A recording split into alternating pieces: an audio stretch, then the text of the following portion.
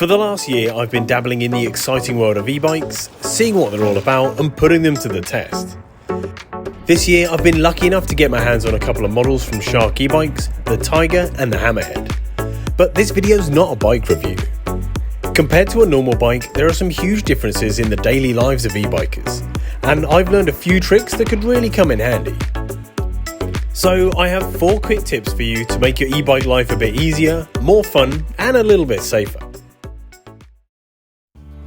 Number 1, check your tyre pressure. Now, I would be lying if I said I check my pressure properly before every ride, but I do tend to give them the good old scientific squish. On an e-bike, however, checking your tyre pressure is definitely something you should be doing. Because e-bikes are heavier than normal bikes, there's a greater risk you could damage your rim if you haven't inflated your tyres properly. Think about the extra weight hitting a sharp rock or landing after a jump. This is a really quick and simple check, and it's free to do. This tip can literally save you money, so definitely start checking your tyre pressures. Number 2, don't chop off your fingers. So this is going to be a pretty important one for e-bikers. This tip could be a game changer. Whenever you're working on your e-bike, you should turn off the power. The motor assist on an e-bike starts when you turn the cranks, and normally this is a good thing. But as the rumours go, if you're working on your bike and you move the cranks by accident, this could be a big problem if your fingers are anywhere near anything sharp or pinchy. Of course, this can happen when working on any bike, but if you have your e-bike turned onto turbo and you knock the cranks, there's a chance your fingers could get dragged towards the cogs. This tip is especially important when you're just stopping on the side of a trail to mess with your chain or gears.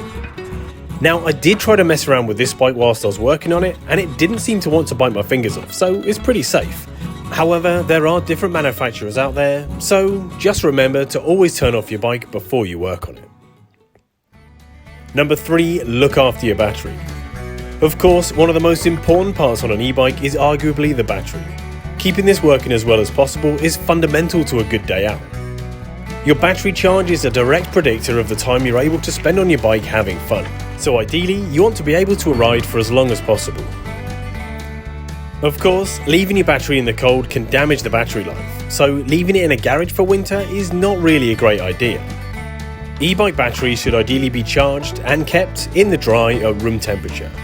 It's best not to leave your battery on charge permanently, but regular charging is recommended when you're not using your bike for long periods of time. So look after your battery. Number 4, improving maneuverability. Being that bit heavier than a normal bike, you have to be a bit more precise when moving around your e-bike. This is particularly important when it comes to moving it around in tight spaces, especially when there's a chance you could damage something, including your bike. The best way to do this with an e-bike is on its end. It's much easier to move around and easier to get through gaps. To do this, simply hold the back brake and pull the bike up using your body, not just your arms. From here, you're free to move around. This tip is a real lifesaver. Once you try this in a compact space, there will be no going back. There's a clear advantage to moving your bike around on its end, and I'm not just talking about e-bikes. Doing this with any bike can really help maneuverability, and is perfect for navigating those awkward trail side features too.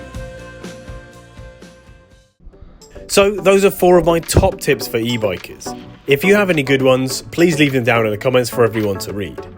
Speaking of the comments, for all viewers of this channel, Shark e-bikes are offering a whopping 10% off using the code BikeandBeyond10. That's right, you could literally save yourself hundreds of pounds on a new e-bike. So I'll leave the link to their website down in the video description for you guys to take a look at. But that's it for now. Thanks for watching the video. Remember to give it a like, subscribe to the channel, and I'll see you next time.